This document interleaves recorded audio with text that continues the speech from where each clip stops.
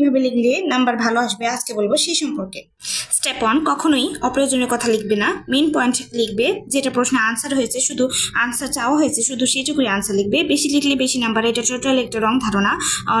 অনেক sir madam অপ্রাসঙ্গিক বা বেশি লেখা দেখে বিরক্ত হয়ে উল্টো নাম্বার কেটে দেন। হ্যান্ডরাইটিং ক্লিয়ার রাখবে। ক্লিয়ার বলতে এতটুকুই যে তোমরা যে হ্যান্ডরাইটিংটা লিখেছো আনসার হিসেবে, সেটা যেন ম্যাডাম স্যারেরা পড়তে কোনো কষ্ট না হয়। কাটাকাটি করার চেষ্টা কম করবে, কাটাকাটি করার কমিয়ে আনার চেষ্টা করবে।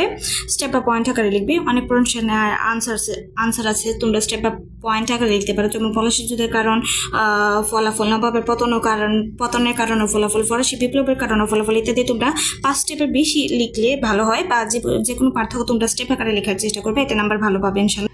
তো এই স্টেপগুলো যদি তোমরা ফলো করো তাহলে ইতিহাসে মোটামুটি একটা ভালো নাম্বার আসবে। So subscribe and by.